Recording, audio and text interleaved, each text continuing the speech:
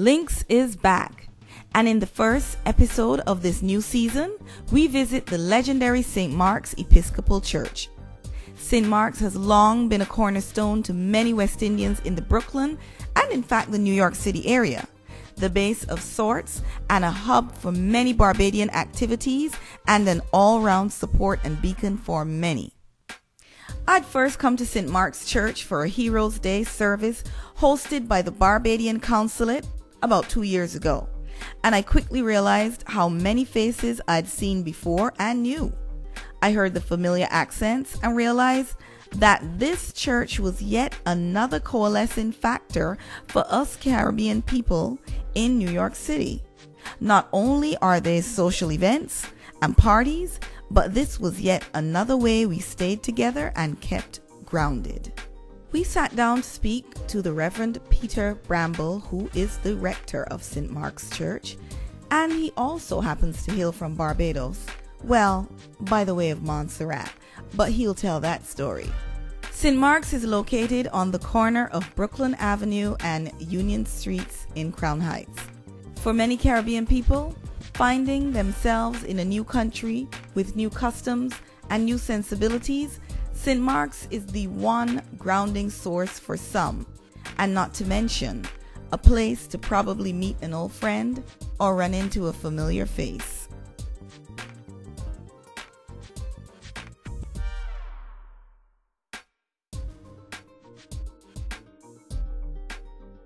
My name is Peter Bramble. I'm the rector of St. Mark's Church here in Brooklyn.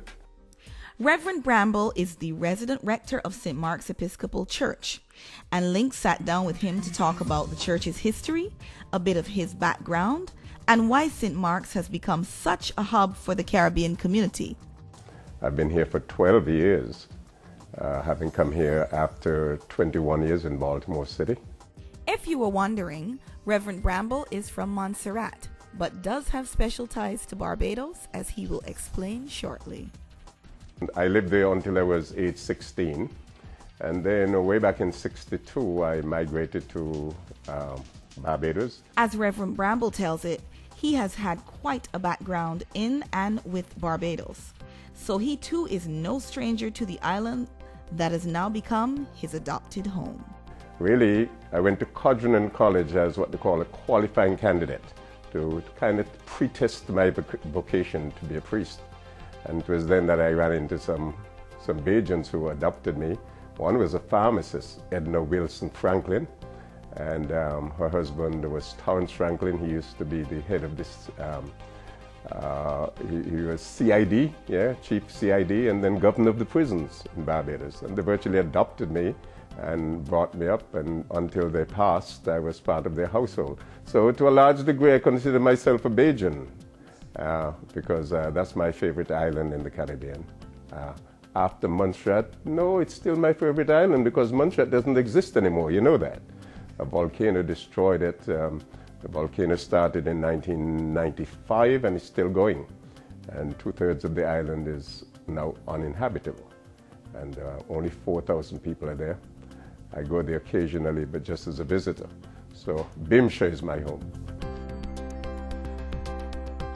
Well, I did a stint of 6 years in Codrington, 2 years, as I say, as a qualifying candidate from 1962 to 64. Then for a while I went to the British Virgin Islands, that was Tortola. I spent a couple of years there. And then I went back in 1966 and stayed from 66 until 1970 when I left to go to Yale Divinity School in New Haven to get a master's degree there. And then I went from there, I went home to Montserrat and was ordained in Montserrat, and also served in the Diocese of Antigua for about 13 months before coming back to America to do a PhD at the University of Connecticut. Yeah, this church was initially not even here. This church started out in Williamsburg. You know the Williamsburg Bridge? That's where the church was located. And when they were about to build the bridge, they had to move the church. So they moved the church from Williamsburg and brought it here. At the turn of the 1900s. and it's been here since. It was a white church mainly, a white Episcopal church, Anglican church. And then over the years, the white people just walked away. And in 1972, a dynamic priest named Heron Sam, he built the church so it became the largest Episcopal church. At one time, it was the largest Episcopal church in the whole country. It's not the largest now, it's only the 12th largest. But when Sam and his wife were here, and I think that's why he has so many Bajans in it. You know, they were attracted because the wife, very gregarious person, very lovely woman. So the people were attracted here. But we are made up of Caribbean people from Jamaica, Guyana, the Leeward Islands, the Windward Islands, from Costa Rica, Panama, Guyana, if I didn't mention that. Just about and Africa, lots of Africans are here too. St. Mark's congregation is largely Caribbean, with a sizable Barbadian contingent, and we heard from some of them on why they like St. Mark's, why they come, and why they're so fond of Reverend Bramble. It's near and it's a very nice church. Yeah. We like the Episcopal church. Yeah. St. Mark's is very nice. And the people. Reverend Bramble is very nice. Very nice.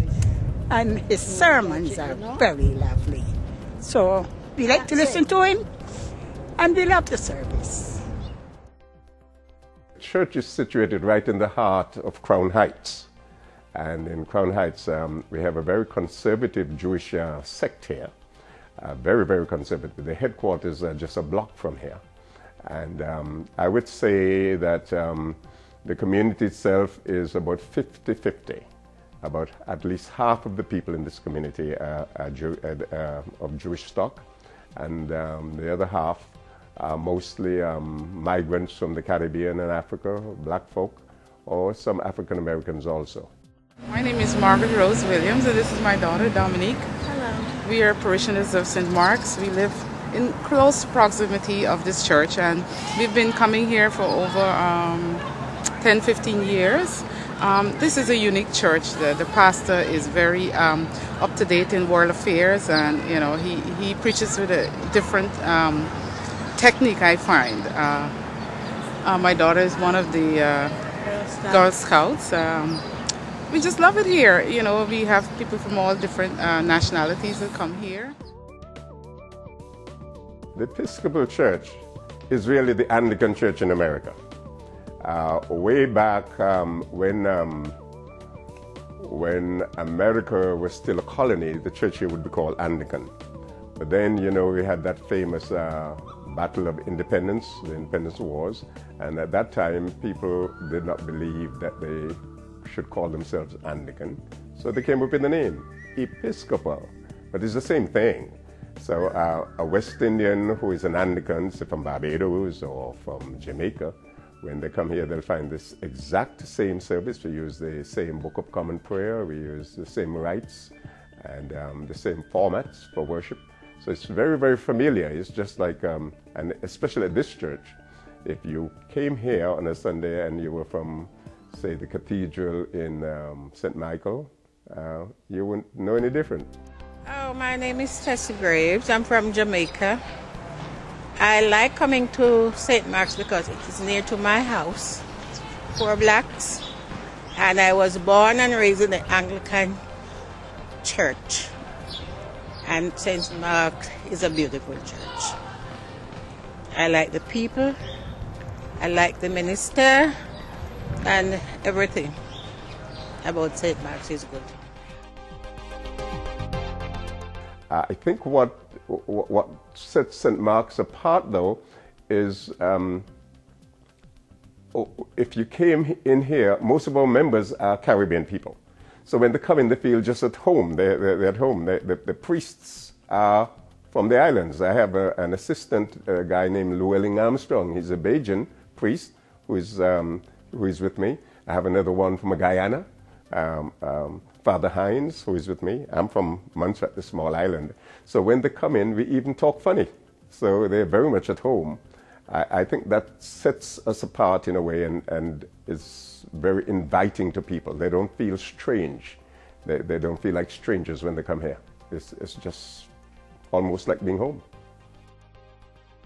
Yeah, my name is Emerson Ramey. I've been coming to St. Mark's since 1972, when I first came to this country, to the United States. I'm from Trinidad and Tobago, and I've been an Anglican most of my life. And since this was an Aries Anglican church for me, I started coming here, and I've been coming here ever since. And why do you like St. Mark's? What does it mean to you? Well, I guess I like it because of the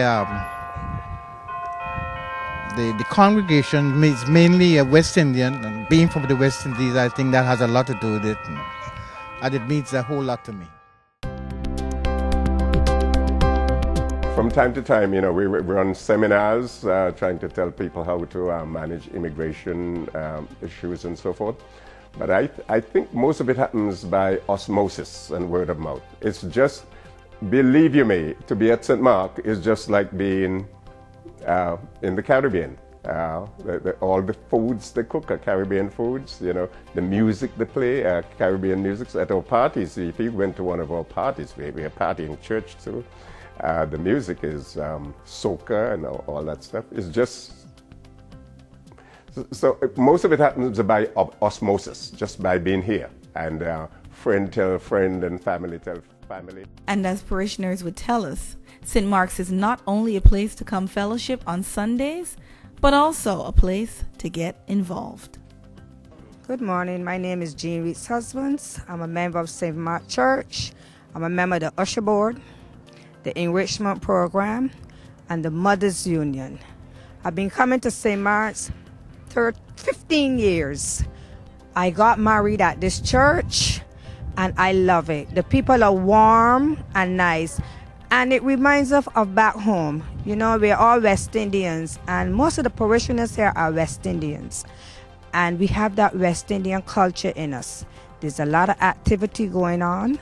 And as I am the branch leader for the Mothers Union, and I am so happy. What a wonderful church. Nice, warm people.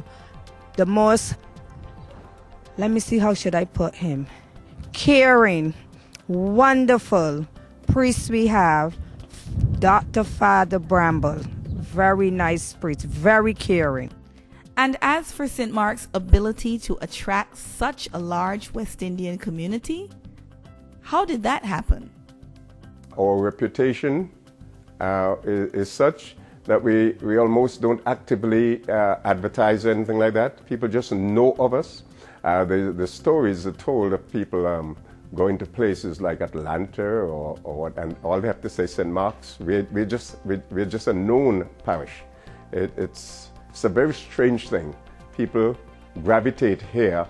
I think much of that comes from word of mouth and from its long, rich history of serving Caribbean people. They just know about it, and that makes my life easier because I'm here and they show up. The next thing they ask if they could be transferred in because they like the spirit that's in the place. They feel welcome, they feel at home. And if they're coming from Jamaica, there are a whole bunch of Jamaicans here already who they can identify with. If they're coming from Guyana, there are a whole bunch. And actually, we have the people, I think we're one of the few churches that has successfully kept people together in groupings from the islands. And it does not affect the polity of the church. Sometimes you'll think they'll fight, but they don't. There's happy competition. We have something called the International Rally, where we group the islands, together and so forth. So the people from Barbados, they have their own grouping. They do special things to excite and show people how people in Barbados live and so forth. And the only competition is in doing good. It's not a negative thing. Lots of churches, they don't want divisions. They want, but here, we are not divided. We just do the groupings to manage the church. It's such a large parish that you have to find ways to group the people together. And that's a natural way of grouping them. And it works. They choose their own leaders. They choose their own programming. For instance, tomorrow, the Jamaicans are having a big gospel concert. and inviting the entire church to participate. In a couple of weeks, the Barbadians will do something similar. They choose the cultural event they'll put on and invite people to it. And that way, we remain integrated, one big happy family. Island rivalry, good sportsmanship, and an all-round feeling of being home is a main draw for so many West Indians at this church. A feeling of community and oneness in what can seem like a city in which we're all adrift. I'm Jessica Odell Burrill, and I am pleased to have been the former Consul General of Barbados at New York. St. Mark's has a huge Caribbean family and a large Barbadian contingent. And so this morning I'm delighted they've asked me to come and share on women and change in the world. And I hope that this conversation will inspire many women to recognize their own true potential and to be change makers from whatever walk of life they may have come. At the Independence time, we celebrate it in many ways, in different ways, and usually it's the captain from that island, the leader. They'll decide how they're going to do it. Sometimes they'll bring a speaker in, sometimes they'll have the local ambassador or the representative to the UN or someone. They'll bring pretty famous people, they'll speak, they might even preach. They take over the whole day, we sing their national anthem, and they usually serve as hosts to the parish. You know, they'll have a repast, mainly of their kind of food, decorate downstairs, and each one will try to outdo the other in a very friendly way. And it all adds to the excitement of being part of a St. Mark's. I do like coming to St. Mark's because I find that the service is very educational and inspiring to me. And my sons, you understand, they were baptized here, you know, and they was confirmed here. And the service in the past is very, very nice. And I like the service. And the parishioners, they're very, very friendly. And, you know, it's very, very nice for me to worship here. I've been worshiping here for about, more than about 15 years or so. As I am from Barbados, my service there was just the same as it is here now. So I don't find nothing different, and I enjoy it very much. You feel like you're at home? Yeah, of course. Yeah, at home with my, you know, family and stuff is very nice. And what do you think about Reverend Bravo? Oh, he's okay. He's nice. I'm friendly. Not only is St. Mark's a hub on Sundays, but St. Mark's also gives back to the community and, in fact, the world. This AM, from here, we are the church that responds quickest. But then we ought to, because we're blessed in so many ways. You know, we have a lot of people, and we're not boasting, but God has blessed us, and maybe we have a little bit more resources than some of the other churches. So we want to share it, because what you get, you cannot just keep for yourself. We also do a lot of work in Africa. We have sent priests through seminaries in Africa, multiple priests. We've supported orphanages in Uganda, many times. Actually, sometimes the Ugandan young people will come and do concerts here to build the relationship. And right now, through my vestry, we have undertaken to pay the salaries of the priests of an entire diocese in Ghana for a year. We're funding the salaries of the bishop and all of his priests for 1 year as an outreach, because all we get we cannot keep for ourselves. You have to share with others. And for St. Mark's, giving back comes in a variety of different forms. I sit on 5 different housing corporations. We supply housing for low-income people, for the aged on the HUD 202 programs. We are just about to open a brand new one with 80 units. So if you're 62 years of age, you can come in and live very, very, very inexpensively. Your rent could be as little as $160 for a full apartment. So we have 2 of those 202s, and each one is a separate corporation. And then we have 3 other housing corporations that are what we call tax credits for low-income people, and those are scattered all around the place. We have some on Bedford Avenue near, and we have also on Sterling Street and also on Montgomery. All in all, I think we have about 500 to 600 units of rental property. So we do that. We have a day school, you know. So that's part of the lively ministry out of here. We've had as many as 600 children in the day school. We have 2 Boy Scouts troops and 3 Girl Scouts troops, all located here. The Boy Scouts troop, about 100 boys in that, and the girls about 130 girls. They meet at the school, and some of them meet right here on the cloth of the church. Those are some of our ministries.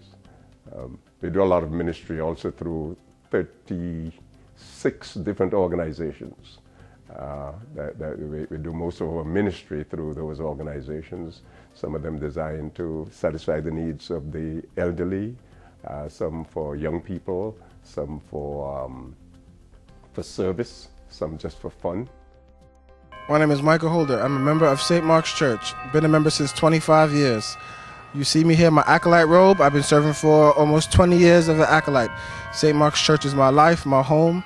It's a place where you can come off the streets and get welcome, help, and anything you need in any time of tribulations. I'm Beverly Smith Hudson, and I've been a member of St. Mark's for the past 18 years. I like to come here. I like the preaching. I like the fellowship, and it's a church where there's a lot of young people, and it's always said where there are young people, it's a growing church. And also I like the involvement of the young people. We bring them in every 3rd Sunday. They read the lessons, they are ushers and so on, and you know, that's what I like about it. Also, I'm a coordinator for the food pantry. We have an outreach program. We love serving the community. Reverend Bramble is he's a good preacher. He's very outspoken. That's you know, those are some of the things we like about him. He's also a very good administrator and a very good leader. This is a happy place, almost, let's call it a blessed place that does it by itself.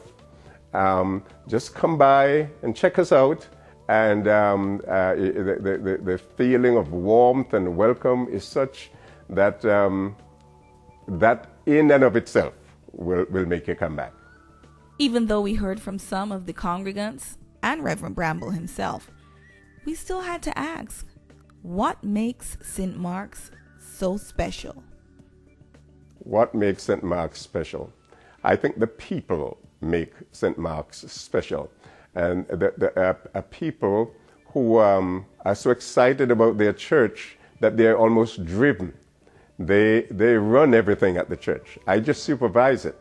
The place runs like clockwork, not because of me, but because all these able people, they volunteer in the areas of their concern, in the areas of their passion, and they just stick with it. And the beauty of St. Mark is I met a lot of it here already. I did not create it.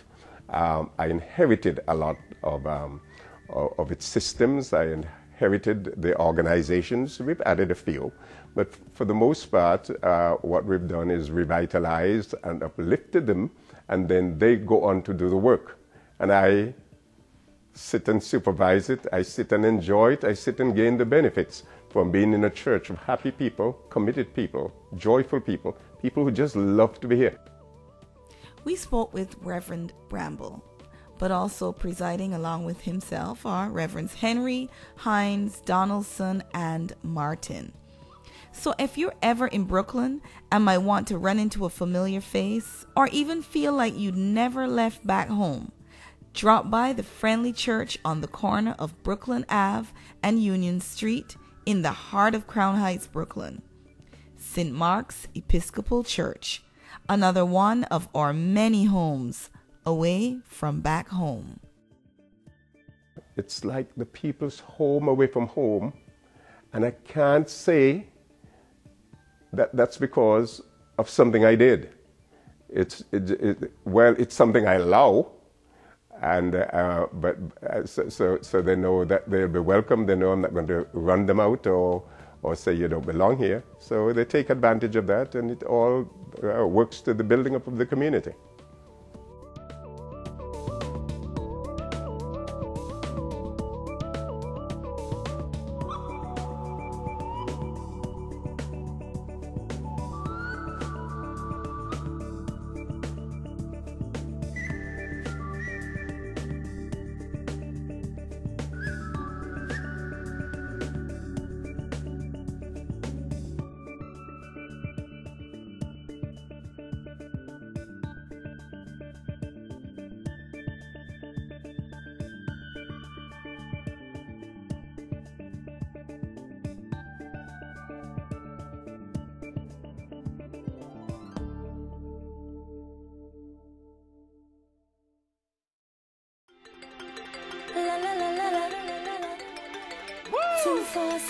This beat sweet like a conking.